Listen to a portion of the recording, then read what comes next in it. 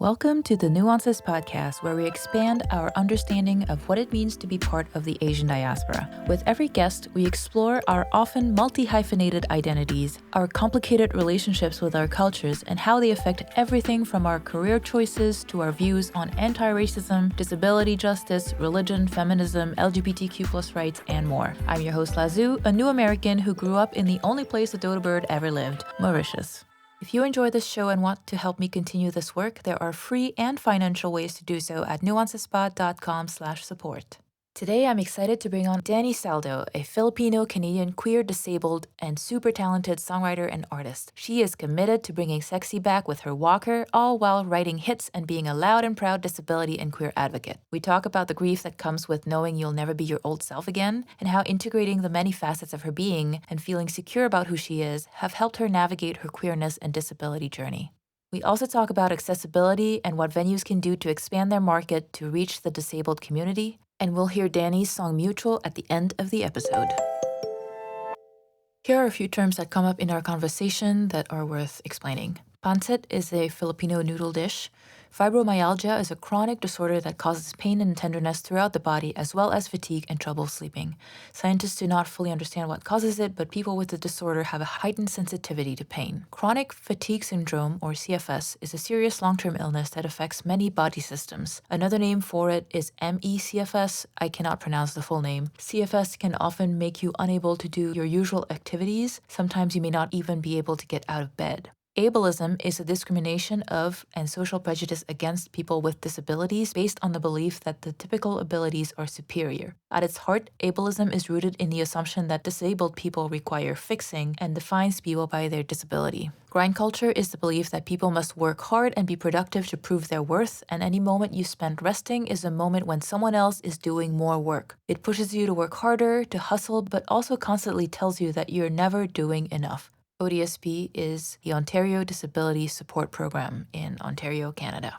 Sensory-friendly venues and events offer an experience that is less overwhelming to the senses, to accommodate for people who have sensory sensitivities. Some examples of people who might enjoy a sensory-friendly experience are people who have autism spectrum disorder, veterans with PTSD, older adults with hearing loss, or people with anxiety. A sensory-friendly event might have dimmer lighting, lower music volume, designated silent areas, fragrance-free policies, etc. Now on to our conversation with Dani.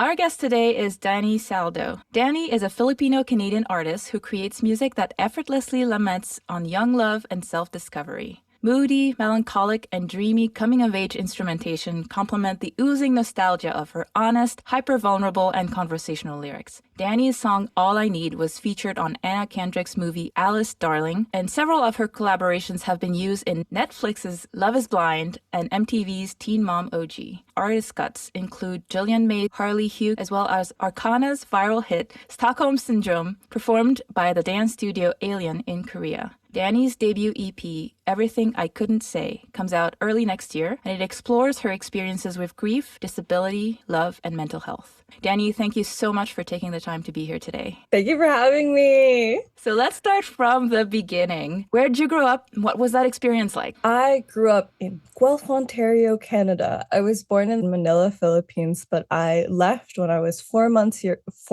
years old. I left when I was 4 months, and it was a very interesting exodus story, but I grew up in the suburbs of Canada.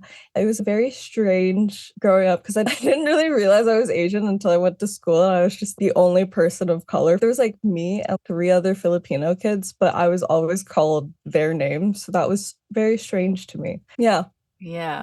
You said it was a very interesting exodus story. Did you want to expand on that?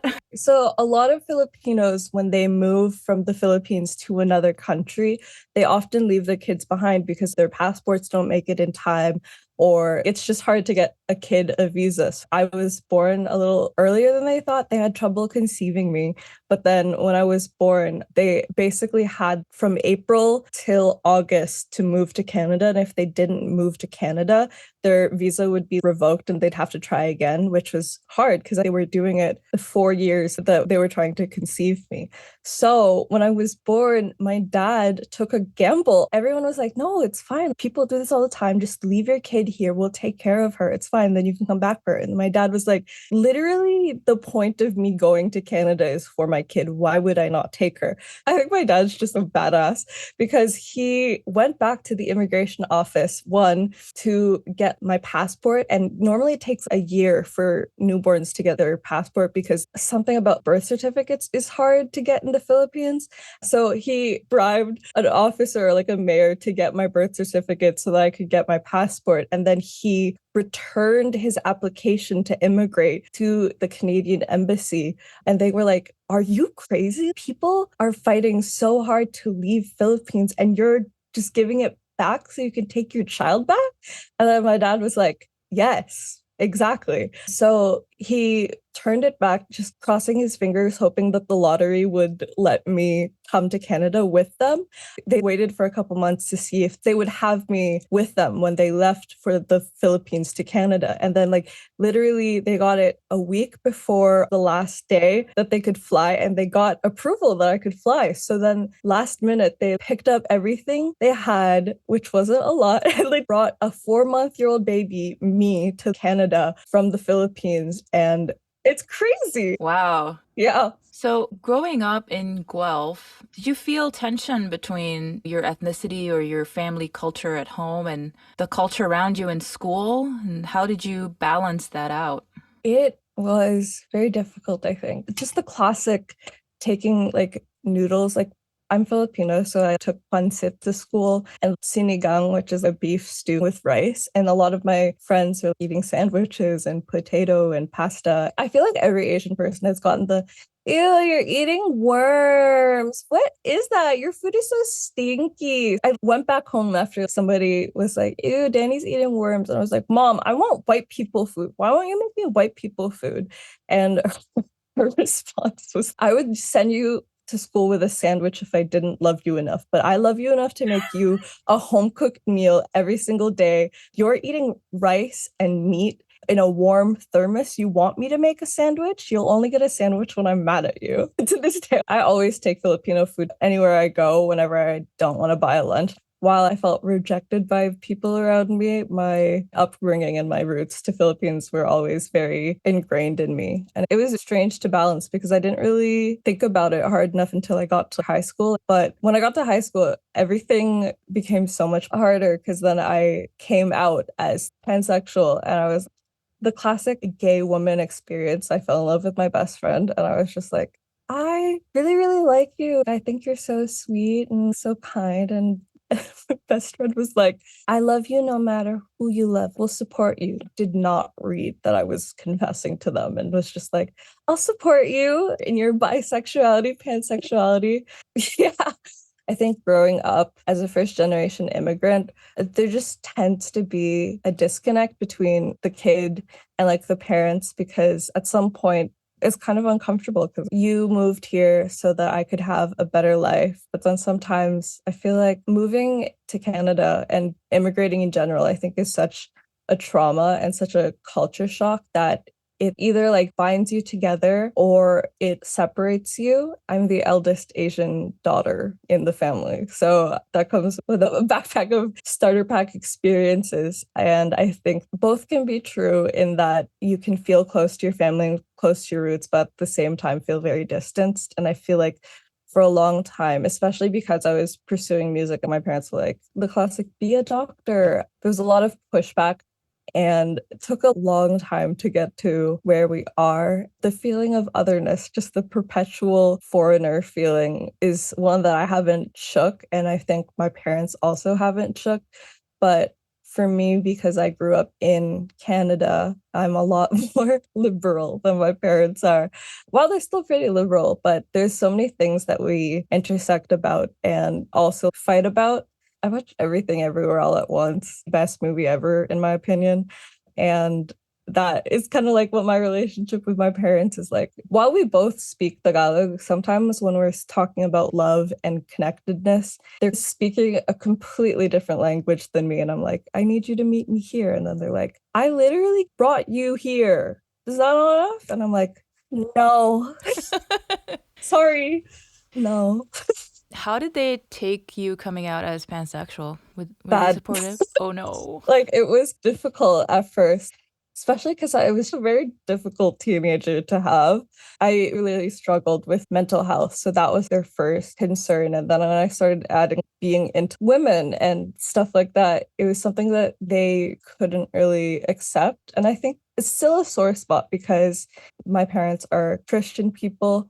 They said that because of Jesus and their relationship with God and the church, if I had a girlfriend, they would support me, but they'd never truly accept it, which sucked. And it felt like they were committing to not knowing me and committing themselves to not accept a part of me, which I still honestly struggle with. I used to live with them and then I had to move out as a result of that conversation. We didn't talk for 3 years and we're starting to rebuild right now, but it's still a very difficult thing because I still am pansexual, regardless of who I date. And I don't think it's something we're ever going to truly resolve on, but I know that they're trying. But Yeah. still, it hurts, and both can be true. Like it can hurt and be a sore point for us, but they're trying. That's Yeah. all I can really ask. And just the fact that they're even trying, I think, is something for me. And I'm just trying to take what they give me upfront without reading too into it because I can. And when I do start looking at things that aren't there, I think I am the least happy. But then when I just take what they're giving to me, like trying to translate what they're saying, basically, like when my mom says, "Oh, you're fat now," I'm like, she really means, "Wow, I'm so glad you've been eating regularly." Or like, "Your skin looks so itchy. Did you put lotion on? Because I know you have eczema." There's always this translation that I feel like I have to do in many regards with being pan and being everything else. Yeah. What are some misconceptions you think that the Filipino community has when it comes to understanding queerness? Because, your parents are one of them, and being Catholic is probably a big part for a lot. Oh, yeah. So, what would you say are some of the common misconceptions you've come across that you wish they understood better? I wish that people understood that queerness isn't a punchline. I've noticed a lot of Filipino culture. The joke is just that they're gay. And I don't think it's that funny. A lot of people I've noticed in the Philippines who are queer end up being comedians and not being taken seriously just because of that fact. Watching Filipino shows, some people are just like, yes, this is this person, and they are. And then there's a laugh track. I'm just like, can we tell better jokes? That's not a funny punchline. Maybe if it's the first time someone's ever made that joke, but if the basis of your comedy is just that you're gay, it's lazy comedy. We can tell better jokes than that, Yeah. guys. All the sexist jokes, too. It's like, really? Yeah. You haven't heard that 500 times already? I feel like Filipinos making queerness a punchline is the equivalent of like, and then I said, get back in the kitchen. You can tell a funnier joke. It's a strange thing because there's just this inherent uncomfortableness around being queer and being perceived as queer that people just fall into those stereotypes and archetypes because there isn't a big space for people who are queer to be taken seriously. And the people who are feeling safe are like immigrants. They feel safe to explore that side of them. But back home, it's not as understood as it could be because of the lack of safety. Like queer crimes are just so scary back home. It's so dangerous to be queer that it's so much safer to just make a joke of it. But I personally know of a few queer people who didn't make it because of how unsafe it was in the industry to be queer, and they only got to tell their story after their death. And that was so tragic and harrowing. And as somebody who was growing up with them, I was just like, this is so scary. It's so scary to discover that you're queer because from what I understand and have felt, you heavily have to fit an archetype or a box. And sometimes when you try really hard to fit that box, you essentially cut off parts of yourself, and fitting into that box can hurt and comes with so much pain and cognitive dissonance, especially when you're not being true to who you are and you're living for other people. I really struggled with that, being queer and getting to make queer friends in the Philippines when I lived there for a little bit. And it was really hard. Yeah. Did you see I think it was IKEA that did a commercial for Christmas. Did you see that one where No, I didn't. What was it? this guy comes home and he wants to come out to his dad about being gay, Mm-hmm. finally musters up the courage to tell his dad, and his dad runs back to his room and he's thinking, oh no, my dad is taking this really badly. And then his dad comes out in full drag attire, and turns out his dad was a drag queen, and it was a happy ending. It was a really cute IKEA commercial. The link, I'll send it to you. Hell yeah. I'm glad that exists because sometimes when you're not accepted by the people around you, you have to find it elsewhere and have your own little found family. So I'm glad that somebody's watching that and going, hell yeah. So having gone through all of that, do you have any advice for any kids out there who might be afraid to invite their family into their queerness? I think that you should build up. Like for me, I had to make sure that my circle of friends knew I had a good support system and I was taking care of myself and I felt secure in my queer identity as a bisexual / pansexual woman. And I needed to be secure in it so that when other people would poke holes at it, I had built a strong enough foundation for myself that other people couldn't poke into it. When I presented this to my family, initially, I wasn't as secure about it. And when people would poke holes, it would hurt. It would feel like when they invalidated my queerness, they were invalidating me specifically. But as I've grown, I've learned that unless I'm going to date you, who cares? It's not your business. Like, I'm pretty open about the fact that I am bisexual, and I like that it's more integrated into my personality and that my queerness isn't all that I am, and my bisexuality is the same as the fact that my favorite ice cream flavor is Neapolitan. I couldn't pick between chocolate, vanilla, and strawberry. So I feel like that is similar to my sexuality and queerness. And because now I feel very secure in it, this is just a fact. I like men, women, non-binary people. I can be attracted to whoever. So when sharing that with my family, even though they're not as receptive to it, it's a lot easier for me to deal with because I'm confident in it by myself. And somebody's like, that's not real. I'm like, okay, it's not my job to educate you. And it's not, you don't have to be a teacher for everything and everyone. Letting people come to terms with it on their own time and just making sure that I have this good foundation for myself and my friends and the people around me when I was inviting people to my queerness has been really good for my mental health, and being open about it. Because when you're not sure about things, especially when you're a teen and you're still trying to figure things out, it can be really scary because your self-identity isn't as formed yet. So when I first introduced people to the fact that I was bi, I was like, this is all that I am. And you are rejecting everything that I am. And it was so painful. But now that I have it more integrated and it's not as much of a focus point in my personality, I think it has made me feel a lot better, a lot more rounded and secure in it. Yeah. Yeah. Getting to the point where that's not the focus and you can just be who you are. And that just happens to be one of the things that you are. Yeah, I think it's nice because when I was younger, I was just presenting myself. I was like, I'm Dani, I'm bi. And then it was like, okay, and what? And then what? What else? I think it was lonely having that be my only personality point. It's just made my life a lot fuller, being a more well-rounded person, not having one thing be my entire identity because I have so much in my identity.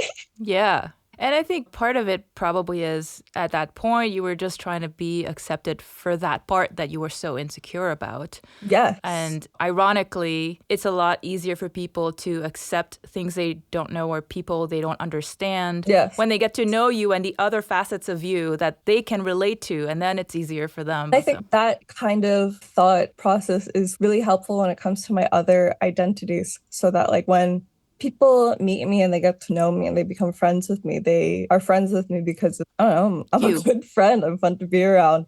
And then when I bring things about accessibility or being Asian and all of the other stuff, it's a lot more humanizing. Because, you know, when people are talking about things and then they're like, Oh, yeah, I have a disabled friend. Yeah, I have an Asian friend. I like the fact that I get to be that person for them just by being their friend and just by existing and taking up space. I think it's really cool. Yeah, it makes it more relatable to them to know someone personally who's affected by these things. Would you like to share a little bit about your disability and what that journey has been like for you? Oh, hell yeah. Oh my God. I was born with fibromyalgia and chronic fatigue syndrome, but it was pretty manageable for a while. Like it hurt, and during puberty, it got rough. I don't actually know the science, but I just assumed something to do with hormones and depression is not mixed with having fibromyalgia specifically, because I feel like my fibromyalgia is the physical manifestation of my mental health. So in high school, when I was going through all this hormones, sometimes my fibro could render me so that I couldn't walk because I was just so anxious being at school. That was really difficult, but I was really lucky to have a good base of best friends who helped me through that. And then it became more manageable again. But then in 2020, in the midst of the pandemic, I got into a car accident. And then after the car accident, I fell down the stairs. Wow. And then after that, and a lot of therapy, I once more fell on top of an escalator and it hit my head and had a brain bleed. Oh no.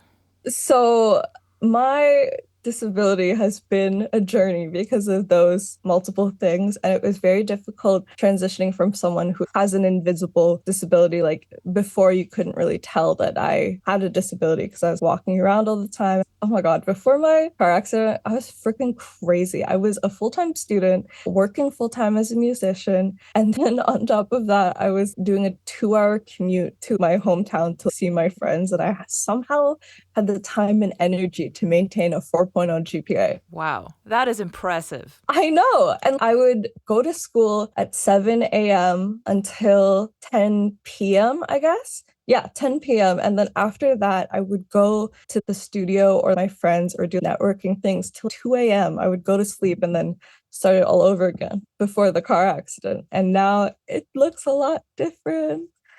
Something that no one really tells you about struggling with disability is a lot of people, when I tell them about this, they're like, I hope you get well soon. And it's really difficult because it's like, I will not. This is just how it will be for a while. It was hard for me because I got into the car accident when I was 21.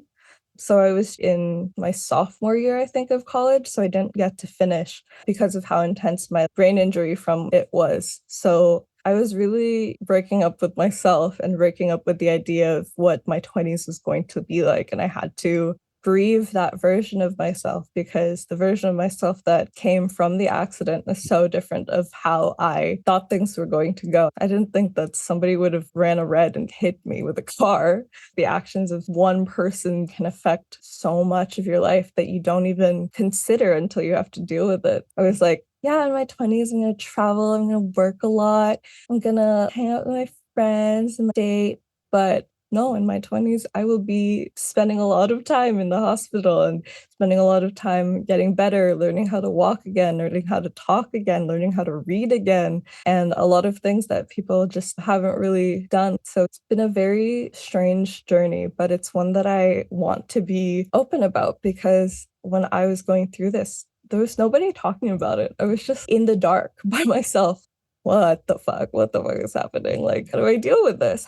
If I can't be the person I want to be, then what? What does that look like, being the person I want to be? Like, where do I go from here? It's still a journey and a process. Have you figured out some of those answers to those questions? Who do you want to be? At the end of the day, I just want to be me. I just want to be the most me I can be. And if that means that I use mobility aids or I take a little more naps than average 20-year-old, so be it. I am trying to fight my internalized ableism and redefine for myself what being in my 20s is like. And I think at the most, I want to be kind. I want to be nice. And I want for people to meet me to go, wow, she's really nice. And I want to be known as talented and successful, which that one I've been struggling with because managing being someone who's a creative and in the creative industry and being disabled is difficult because, dude, I hate grind culture.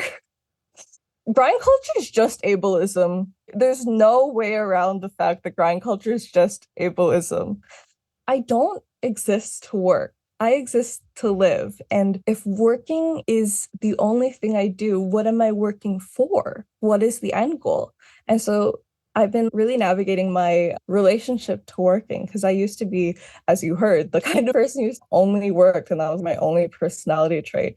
And that just really was not healthy because then I never saw my friends and I completely disappeared from the face of the earth. And I'm still struggling with it because I really want to work. The Asian child in me is like, if you're not working, you're lazy. But then if I push myself too hard, I will not function and I will see the repercussions on my body. So I've been trying to think about the fact that resting is working, like it is work. Recently, I got into another accident where I slipped and fell and hit my head. Oh I had no. another concussion. So I was in physical therapy and I do vision therapy because my eyes are weird because of all the bonks I've had. And we were sitting there like, what do we do? Like, we can't push your brain too hard now because you've hit your head. You have to rest. We can't do anything right now. And I was just so bummed out because I was like, oh my God, if I rest, that means I'm going to make no progress for a month until I'm better again. I get to see the progress of my healing with like my vision stuff. And so after like my head bonk, I was at negative 200% of progress. It set me back a lot. But I went in recently after not working for at least a month and a half, 2 months ish, and we are back in the positives. We are abundantly back in the positives. Over 200% of healing done with my brain just by resting. And I was just like, oh, shit. Like, rest is healing. Sleeping is magic. I literally healed my brain by taking naps and not doing work and going out to see my friends. And it healed my brain literally. And I think that was really helpful in redefining what my response to grind culture is. My response is resting is magic, resting is working. And it is just so helpful and so underrated. If you're working all the time, maybe try working at resting because I've been able to enjoy so much just because I've been trying to have more work-life balance. And I'm just so lucky that I'm in a place where I can do that. Basically, it's time to rethink capitalism as it is now. I just think we should go for socialism because literally, why not? I don't understand. Yeah. Why not let people have their basic needs? Is this controversial? Apparently. Apparently, that's far left, which is like Which is crazy to me. basic human needs, really? As someone who's disabled, welfare is barely enough to meet your basic needs. But then I remember in the pandemic, suddenly, after years of being told that universal basic income is impossible because where would we get the money from? In Canada, people were getting something called CERB, which was $2,000 every month just to help meet your basic needs because we were in a pandemic, which was a slap in the face to people on welfare because people on welfare were only getting like a grand. The money had been there the whole time.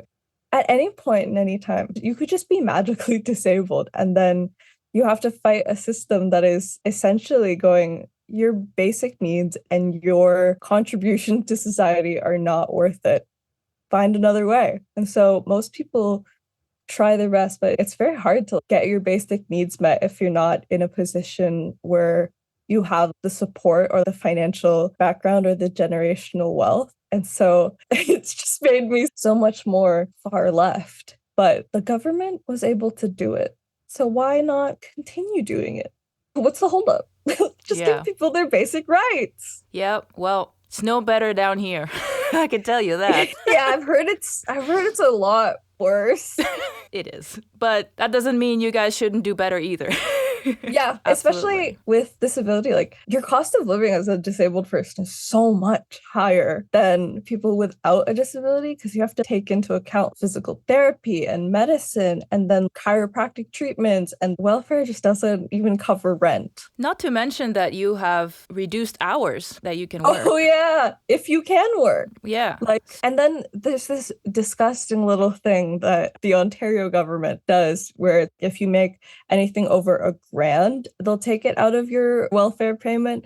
But the fact that people in poverty, people with disabilities have an income cap and billionaires don't makes me so angry. Like, why are we capping the people who need it the most? Why does that even exist? I would understand if it was an income cap for when you become an upper middle class person from welfare. And why isn't it a minimum? Why isn't it like if you didn't make at least 40 grand a year, they should give you the rest? Because you need at least that to barely survive. Come on. Yeah. To barely survive. That's not anywhere near enough. And then to make things worse, if you get married or move in with your partner as a disabled person in Ontario, which is in Canada for Americans listening, it is the place where Drake lives. It's where Drake and The Weeknd are from. But in the place where Drake and The Weeknd are from, if you're disabled and you move in with your partner or you get married, the government pulls you together as a couple for welfare, and then a couple makes less than 2 single people would on ODSP.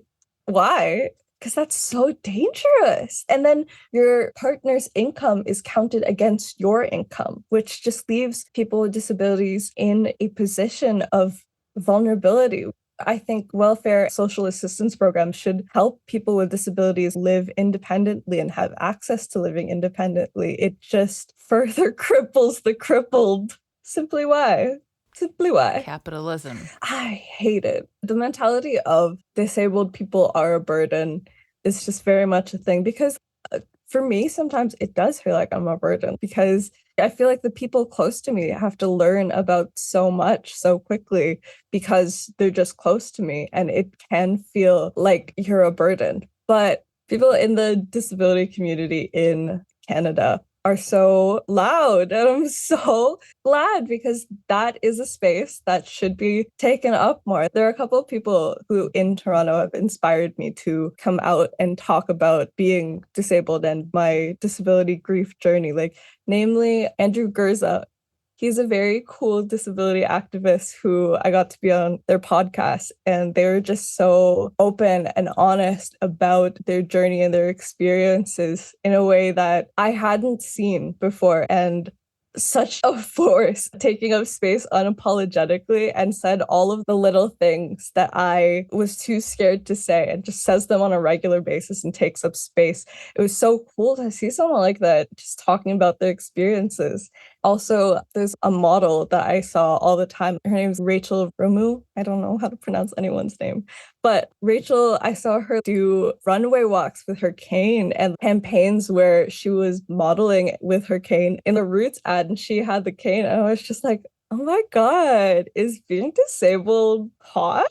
She's so badass at taking up space. And it just made me feel like there should be more people doing that. There should be more people taking up space and talking about their experiences, because it can be so lonely to be living the disabled life. Like, it's such a varied experience that just gets multiplied by barriers to access when you have more intersectional identities. And I want to talk about it to anyone who will listen. I will talk their ear out about what it's like, what it can be like, and how lonely and strange and funny and sexy and weird it can be being like a hot young person who's also disabled. I think, why not?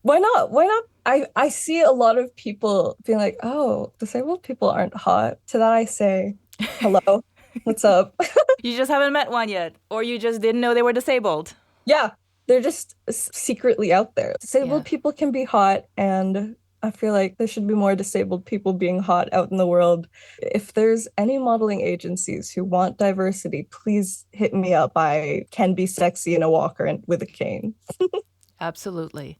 I was wondering how your disability changed how you think about yourself and practice self-love. It changed it so significantly.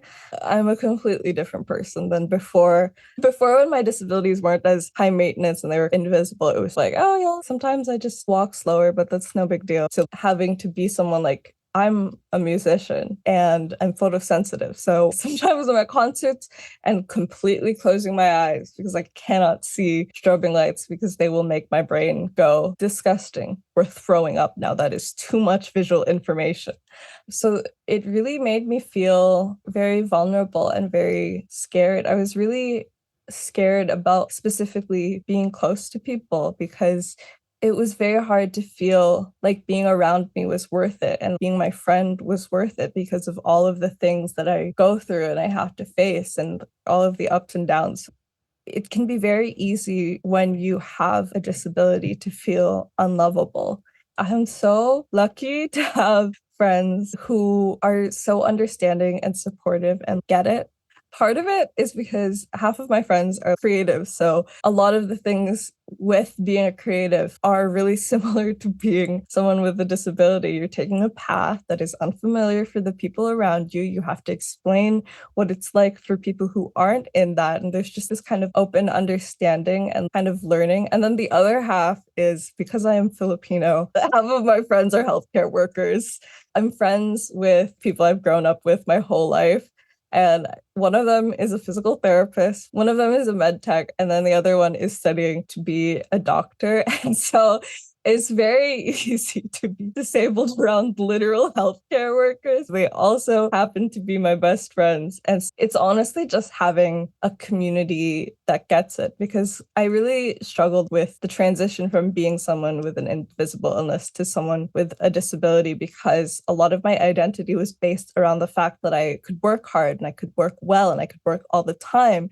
And so when that changed, I started to lose a lot of friends. I wasn't as close to certain people as I was before because they just didn't get it and they just didn't take me seriously and they thought I was a mess or too much. And it hurt because it was like the bisexuality thing again. You don't like me because you don't like this facet of me. And in that aspect, it was true. And it was very hard to like deal with and feel secure about letting people in. I think when people meet me at first, they see me and it's like, wow, she's so strong and she's so put together and blah, blah, blah, blah. But it takes so much strength to be vulnerable and so much strength and practice to be myself. And I'm just lucky that the friends that I have are people that I can practice being myself with and that enable that version of myself, being the most me I can be and being the healthiest me I can be, both mentally, physically, spiritually, every way.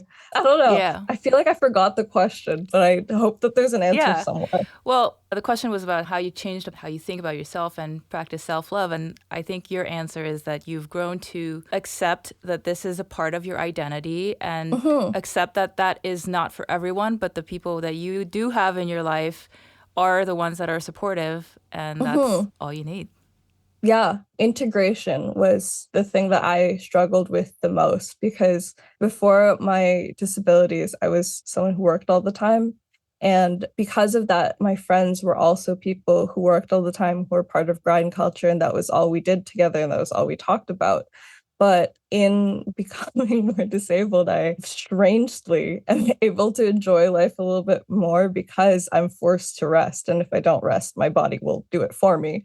And so the kind of people that I'm friends with now versus when I was not disabled, I feel like my friendships are a lot richer because it's a lot more balanced and not completely work based. And they're just so kind with me. So I like to practice that back and reflect that back as much as I can. And you deserve the kindness. Why not? Right? Yeah. Another thing with being disabled was it was very hard for me to accept that I didn't have to do anything in order to be worthy of love.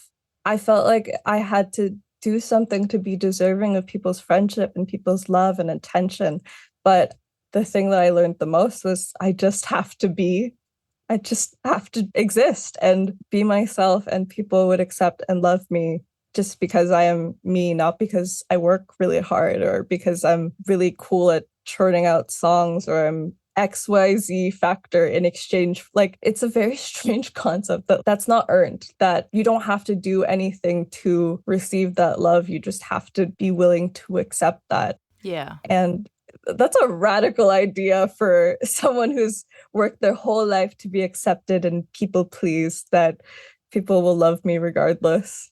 Yeah. I remember when I got into my accident, I was so terrified because I was like, if I'm not a songwriter, if I'm not someone who can work hard all the time, turn out vocals the day we write it, who am I if I am not this hardworking person? being someone who worked hard, fast, and efficiently was basically my personality at that point. That's all I talked about. And it was terrifying to be like, oh my God, this core aspect of me is going to change so radically. And when I labeled myself as that, I didn't really give myself the permission or the opportunity to grow, because it's natural that parts of you change. Like I held on to that idea of who I was for so long. And I still honestly do hold on to her because I miss her. She was cool, even though she did not have a personality away from the fact that she worked hard. I still wish I was her and that I could work as hard as she did. But it was very hard to grow. And it was a very, I think, insecure version of myself and a very disconnected version of myself. And giving myself permission to grow and change has made my life so much richer and more balanced and integrated.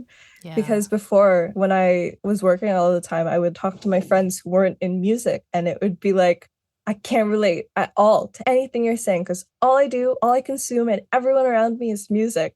And I was really lonely. And it's strange that this disconnect with my body has also made me more connected with my body. Yeah. And if I can accept the fact that I won't be as able-bodied as I used to be, or even learn or move towards accepting that, I feel like I can grow whatever direction I want. If that's the framework that we're going to be moving with, just throw any change at me. I'll be able to find a way through it. I've literally survived death multiple times. You think not liking me is going to hurt me? A car hurt me. You can't do worse than that. Yeah. You know, it's funny you mentioned that it's bringing back memories of when I was thinking about quitting. One of the struggles I had was losing that identity of being the smart engineer. You know, my entire life I'd been known as the nerdy computer geek. And for a minute there, I was like, that is a big part of my personality. Like, what am I if I'm not an engineer? Yeah. I don't know if I fully answered the questions because then I became a music producer and mixing engineer. So I think I'm still an engineer. Still an engineer. Different kind. Did not completely escape. I was, for a little bit there, concerned about, would people think I'm less smart now that I'm no longer an engineer? Yes. Because being smart was a big part of how I identified with myself. I got over it, but...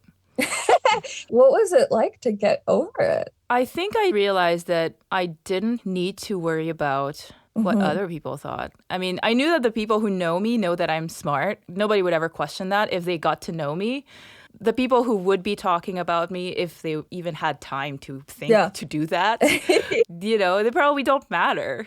Yeah. We hold on to those ideas of who we are. And a lot of times when you really look at it, it's really selling yourself short if that's all you define yourself by. You know, if all I define myself by is being a smart engineer, I'm really selling myself short there because I've always been a creative. I've always been multi-talented. And even if I somehow lost all those talents too, you know, I'm still a cool person. You're still you. You are. I went through like a friend breakup recently, and essentially we broke up because I couldn't work the same way that they did. We started to value different things. And when I explained it to someone, they were like, they stopped being friends with you because you have a healthy work-life balance, because you don't live to work. And I was like, oh, that's something. And I didn't think about it in that way. I was just like, I'm a lesser then because I can't work all the time they do. I like take weekends off. And they're like, you're saying that as if taking weekends off is a bad thing and being healthy is a bad thing. And it's like, oh shit, we just value different things. If that works for them, then it works for them. People who are in grind culture are just missing out. I feel like having a balanced life is like living life in Technicolor. Like you can see so many different shades rather than done and not done. Working and not working. Especially because we live in a capitalist society. Many people can be focused on output and what they bring and what can be transactionally of value to people. And I think it's important to think about just being. Sometimes my disability it's so everywhere. It's so loud. People are like, what can I do? Can I fix it? Is there anything I can do? No, unless you can fix my brain or give me new legs no, you cannot do anything. And that's okay. I don't need you to do anything. I just need you to be. I need you to sit in this discomfort with me. I just need someone to sit in this discomfort with me and make it a little bit less uncomfortable. And just being there and being who you are can be healing. Whenever I'm feeling down or struggling with something disability grief related, I don't need anyone to actually do something. Unless I'm like, hey guys, I cannot read. Please do my admin. That's a completely different thing. But when I'm feeling depressed about my disability or grieving the person that I used to be or the things that I used to be able to do that I can't do now, the most important thing someone can do for me is to create space for me to exist and just be myself and hold my hand through it all. Yeah, and I think that's something that is becoming more and more important post-pandemic. You know, there's a lot of Yes. people who have long COVID who are Hmm. experiencing disability for the first time. Some might be Hmm. permanent, some might not, but still. And I personally have 3 autoimmune diseases. Ouchie. I'm not technically immunocompromised, but I also am not eager to find out how bad it'll be if I get it. So Yeah, I've been avoiding the plague actually like a plague, unlike most people. because it is a plague. Because it is a plague, but apparently most people didn't get that memo. Those people, lucky. Yeah, I've been feeling that isolation as well, where I don't feel comfortable going to any music event anymore Yeah, because nobody's wearing a mask. Usually there's food or drinks involved, so not safe. usually a crowded bar. Yep. And I've had to kind of adjust to that. Hmm. I used to be going to all of the sync conferences all the Yeah. time, you know? And now I'm like, do I want to risk that to network Do in you want to music? risk possible death? Yeah. Or am I cool with not being included anymore? And I've decided I'm cool with not being included anymore. That is such a jump. Because I also have been like struggling with it takes so much energy to go out and physically meet people that I've just been like cost analysis. Am I okay with not being included? Am I okay with not going to every show ever? I don't have the energy or the spoons, and it can be dangerous. What was it like for you to be like, I'm okay to not be included? Again, this is ableism, right? A lot of people Yeah. are like, well, I'll be fine if I get COVID. Not thinking about the people who might have elderly people at home, who might have young Hmm. children, who might have immune diseases, who might have other Yeah. complications. Yeah. Don't care about them. I'll be fine. And to me, that really spoke to what their priorities are and Yeah. very, very obvious ableism. And it's like, Yes. okay, those people will not care if tomorrow I'm no longer able to breathe on my own. You know what I mean? Like, Yeah. these are not the people who are going to be there and hold my hand while I'm on a ventilator or anything, you know? Yeah. So do I want to risk my life? They haven't had to think about that. To them, it's like a theoretical possibility that maybe one day you might hurt someone that way. Yeah. But for you, it's if this, then that. Yeah, and you know, I don't know for sure that it would be bad. It's possible that I would have a totally mild. But you don't, I don't want to find out. yeah, like why would you want to find out? Yeah, and I have had serious medical issues before. I've had an open heart surgery when I was 22. Oh my God. I experienced hospital. Don't want to do it again if I can help it. Yeah.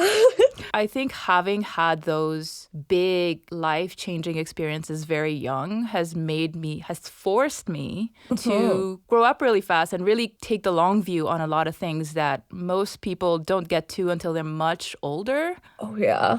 I relate to that. Yeah, so I feel like because of that experience, because of everything that I've gone through health-wise, I just felt like it doesn't make sense to me. Yeah. And if the cost is that I can't do in-person events and I can only do online Zoom ones, then fine, I'll just do online Zoom ones because Yeah. networking with those people is just not worth my life. It just isn't. Yeah, it's not worth your life. What you said about having to grow up really fast really resonated with me because when you are exposed to this kind of, it's such a significant change when you have to like consider stuff like that. And it can really age you and make you feel really different or other from other people. For me personally, in the pandemic, going through being disabled and not being able to see people or expose myself to other people, it was strange because a lot of times when you struggle with a change in your health, it's the worst case scenario for people being disabled or having an immunocompromised body and struggling with those things is other people's worst case scenarios, but for you, it's just Tuesday. Yeah, exactly. Yeah. It's so difficult to explain that your worst case scenario is just, yep, this is what it's like. This is just the norm. Yeah. And move regardless. I found that the silver lining in having had those experiences very young is that I've grown very comfortable with myself. Hell yeah. And I have come to a point where I feel like no matter what life throws at me, I'll be fine, you know? Yeah. I don't think many people are at that point, and you don't get to that point until you've gone through some shit. Yeah, literally. 100%. Life has literally thrown a car at me. Yeah. So I have hit rock bottom several times, and then I've hit lower than rock bottom several times. And you literally can't fuck with me. What could you do to fuck with me when I have gone through so much adversity at a young age? Yeah. You don't like me? Whatever. Like, the escalator that I fell on didn't like me. And what? I survived that too. I can survive you. Yeah, definitely. So you seem to be playing shows quite regularly. What are some things that venues and tour organizers could do to make your life easier? Oh my God. I feel like that's a long list, but go for it. It's such a long list. Okay. When it comes to like venues and shows, I've been taking the approach of a frog in boiling water. Hi, I'm the artist. This is what I'm doing. And them getting to know me as a person and as an artist before I'm like, bam, accessibility. But by boiling them in and exposing them to just me as an artist and me being like someone who responds good on time and will be there when they say they'll be there, I just put that forward. Like, I'm a good professional first and foremost. And then when you're comfortable, bam, I have a walker. Please don't give me stairs or I will cry. I will cry and cry. And then, like, when I've established that I have accessibility needs, and in this circumstance, I feel like I have to like earn accessibility, which you shouldn't feel like that. But unfortunately, it is that way because I've had experiences where I have to pull teeth for places to be accessible. But I've been very lucky that when people don't listen to me, I have very good allies who will enforce the listening. And so for me, I just wish that, like, why do we need strobe lights? Please explain. Yes, it looks cool. However, why? What if somebody just discovers that they're photosensitive at a concert? Like, that would suck. For me, like, things that venues can do to be more accessible is have, first of all, accessible seating and wheelchair accessible entrances and load-in places. It would be really cool. But then also not charging people for accessible seating. I've gone to concerts and had to pay more to sit down because seated cost more and standing didn't, and that sucked. But in addition to that, I would love if shows were like, yeah, there will be flashing lights at the show, so if you're photosensitive, don't come to this. Or just, what if we just throw out like the flashing lights as a whole? I wish that I could have enough power to be like, what if we just got more creative with what we do with lights other than stroby flashy lights? Like, we can make it pretty. What if we made things 3D instead of flashy? There's so many things that are just so difficult when it comes to being an artist with accessibility needs. A lot of times I am one of the first people to be like, hey guys, we gotta do this because I am literally the artist coming. Hey guys, I'm flying all the way here, so please make this accessible. Thanks. Yeah, basically, it's a long list, and I feel like there should just always be somebody on the team who's their accessibility consultant for venues. Like, that would be cool if it was normalized that, hey, Yeah. people with disabilities will be coming to this event. Let's consider them because that is more ticket sales. Just saying. Yeah. And I mean, websites now are required to be accessible to some level. So Hell yeah. why not venues? Why not venues? The answer is because it'll cost more, unfortunately. Well, it always does. It costs more to make your website accessible too. That's not a good enough excuse, right? I agree. Yeah. In Toronto, a lot of clubs and bars have stairs. If I'm having a bad leg day and I roll up in my walker and I can't get into the venue, what are you going to do? Cancel the show? Yeah. I think if you have stairs in your venue and you're not willing to get rid of the stairs, hire muscular people to carry people up the stairs if there's no elevator. That should be what it is instead. Or like just something. That's a solution. It is definitely a solution. Is it the best one? Maybe not.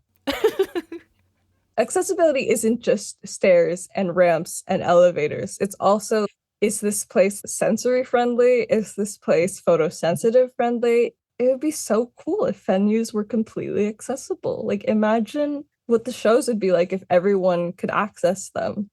As someone who studied marketing, that is access to a bigger market, that is a niche that is unfilled, and that is money in pockets. Need I say more? Yeah. Yeah, I lived in Toronto. I went to school there, so I've Really? played a lot of those venues, and yeah, they're not Yep. accessible. Usually not even parking too. Like, good luck finding parking. If you're looking for parking in Toronto, may as well just cry. I took the streetcar to my gigs. I carried my keyboard or whatever it was. The subways are a lot more accessible than venues, which thank Jesus. Yeah. But it's really cool that Toronto is not a car-dominated neighborhood and that you can get around without a car.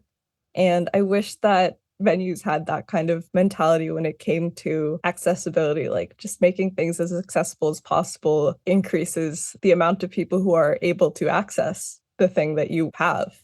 Yeah. Just be better. Simply be better. We've talked a little bit about your experience in music. I want to talk about your music for a second. You have an EP coming up. I do. And you address some pretty serious themes in your music: grief, disability, mental health. Why did you choose those themes? Because no one's talking about it. There's just so much that hasn't been talked about, I feel, and there isn't a lot of people who are talking about it. So I thought it was important because those themes take up so much of my life. I feel like it would be dishonest if I wasn't talking about those things. This is actually the first place that I'm announcing that I have an EP coming out. Exclusive on the Nuances podcast. Everything I Couldn't Say is a collection of songs that talk about my experiences falling in love and the things that I really didn't get a chance to say because I was afraid and I was scared of how it would affect the relationship and affect the things that were happening in that time and affect my personality. Like, who would I be if I were someone who could say these things?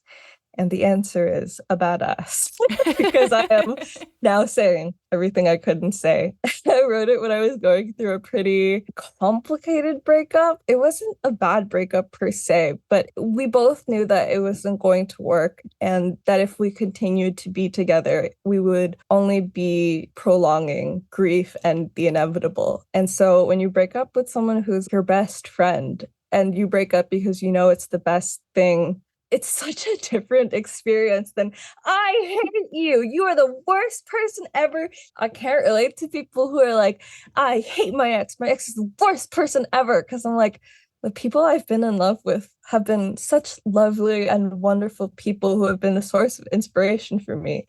But we weren't compatible. So our relationship had to end despite the amount of love that was there. Hopefully, I will be releasing it in the fall. I talk about friendship and love, a little bit about grind culture, and some of the songs sound like I'm talking about breakups and love, but they're actually about me breaking up with myself and what that's been like. So if you're a type of person that likes reading the lyrics, it may punch you in the gut. But I have a bunch of songs that are going to come out this year. And I'll have at least one single coming out with this program, Music for Social Change with Art House. And so with them, they're incubating me as an artist and helping me grow and release a song about a social change cause, which for me is being disabled. And so I'm going to be talking about disability grief and just trying to take up more space as both an artist and as a person. And it's been a very strange journey trying to figure out what being a disabled pop star looks like for me. Yeah. But I hope people listen to them. Awesome. Who are you writing for? What do you hope they will get out of your music? I think the thing that therapists do really well is make very difficult experiences palatable to their client. I think that's so cool.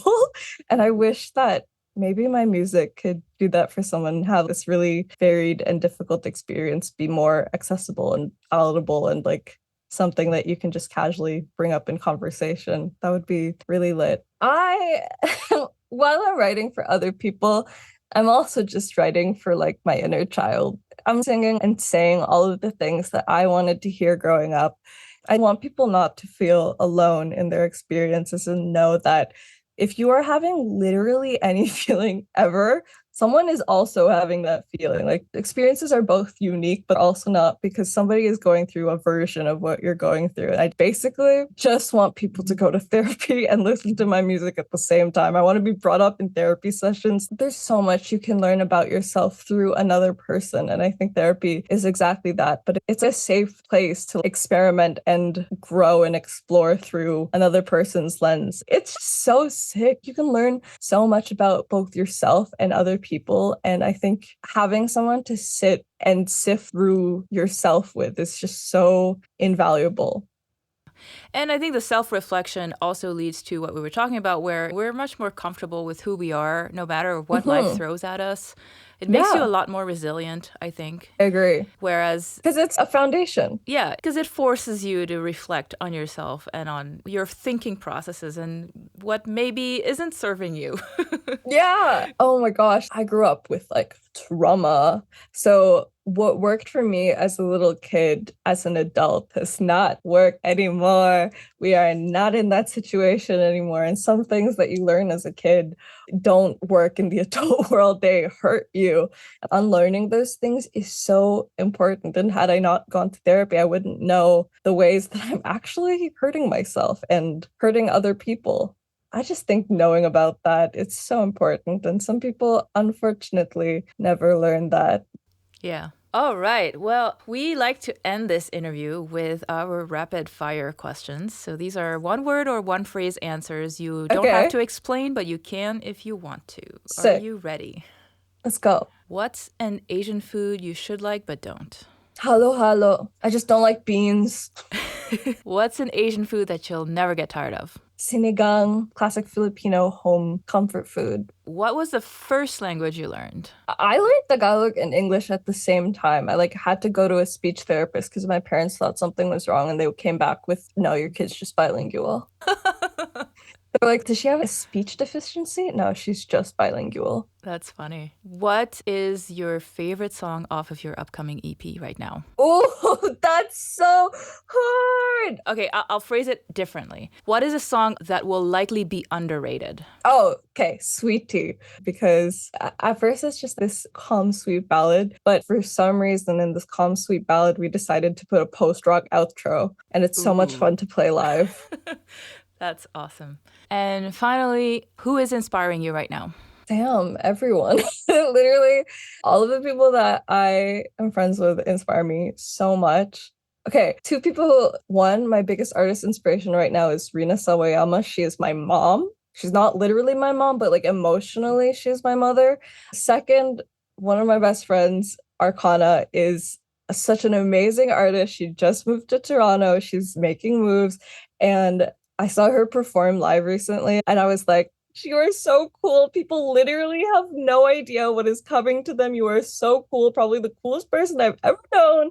And I'm so excited for you to blow up. I love her. That's awesome. Well, thank you so much for taking the time to chat with me today. It was such a pleasure talking to you. Thank you for having me. This was so much fun.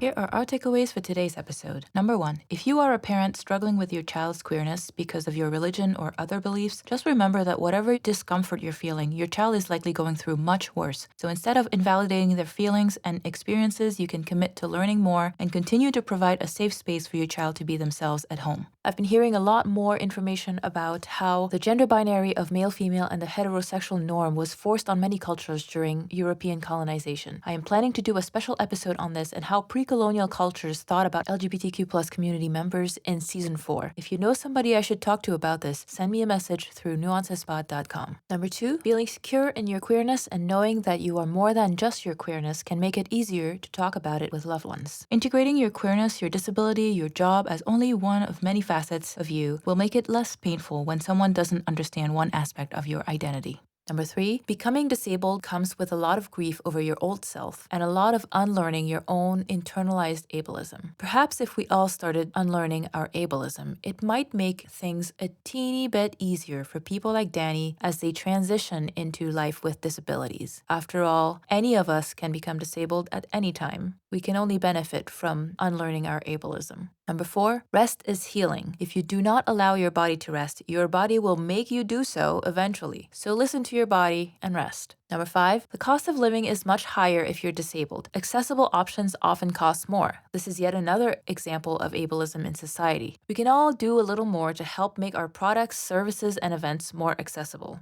I've included a link in the show notes that might be a helpful starting point in the show notes for this episode at nuancespot.com. Next time you plan a company party, a conference, or a birthday bash, maybe consider checking that list to see if any of your guests might appreciate some of these accommodations. Number 6, disabled people have an income cap, but billionaires don't. This is by design because capitalism is inherently ableist. Number 7, people with disabilities often feel like they are a burden to those close to them. If that is you, please know that you do not have to do anything to be deserving of love and kindness. You do not have to earn access to your job. Your value to people around you isn't measured by what you can do for them. You are valued and loved simply because you are you. And finally, disabled people can be hot. If that sounds weird to you, it's because we all have internalized ableism. We've never seen disabled people be lead characters who fall in love, so we have a hard time imagining what that looks like. But the good news is this is fixable with better representation.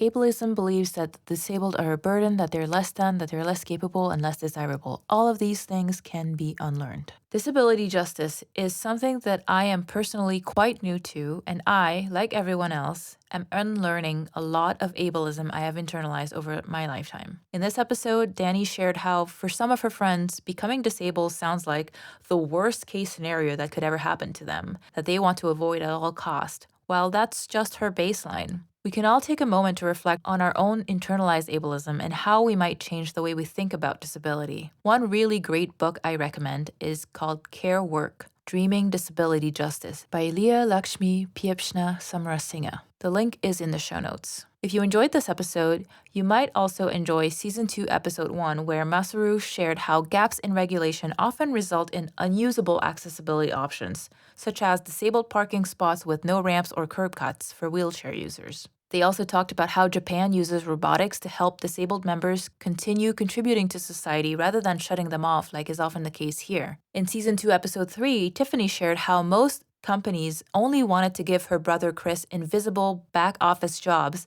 rather than have him interacting with customers because of his autism. Yet Chris is perfectly capable of making and selling beautiful jewelry. In fact, my husband bought a pair of earrings made by Chris for my birthday, and they are my favorites. Next week, our guest is Travis Usain Nguyen. He's a Vietnamese-American translator and interpreter I met on TikTok, and he shares how his mom's concern about losing her English fluency if she ever got dementia inspired him to learn Vietnamese when he was 13. We talk about his work as an interpreter in various contexts, the struggle of the deaf and deafblind communities, the importance of ASL, and how 90% of deaf people are born to hearing parents, and the majority of those parents do not learn sign language. We talk about intergenerational trauma and how it shows up in seemingly random places, and also touch on how his family reacted when he came out as gay. As always, ratings and reviews on Apple Podcasts, Spotify, or whichever platform you're listening to right now would be greatly appreciated if you like this episode. Make sure you follow the show so you'll get notified when episodes come out, and send it to a friend who would also appreciate it. If you want to join our Discord server, send me an email at nuancespot.com and I will be happy to invite you. Thank you for listening. I hope you enjoyed this episode of the Nuances Podcast, Beyond First Impressions with the Asian Diaspora. I'm your host, Lazu, and I hope you'll join me next week for another nuanced conversation. Here is Dani's song Mutual to close out this episode.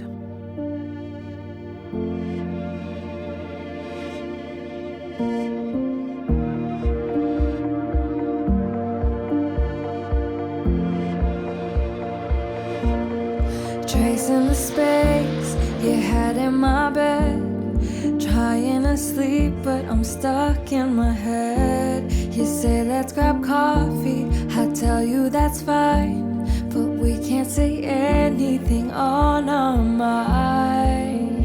And I don't know how to talk to you anymore.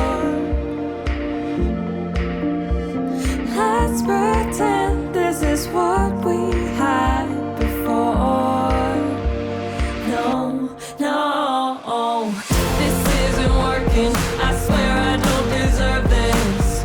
Trying to move on, but you're still making me nervous. Say it's mutual, oh it's mutual. It's mutual, mutual. Say I'm just a friend, and things they just end. Then leave things on speaking terms. But when you remember the way that things were, when you think of me, does it still hurt? 'Cause I don't know how to talk to you anymore. Let's pretend this is what we had before. No, this isn't working. I swear I don't deserve this. Trying to move on, but you're still making me nervous. Say it's mutual, oh it's mutual. It's mutual, mutual. But off the tip of my tongue, you were someone I loved. Just off the tip of my tongue, you were someone I loved.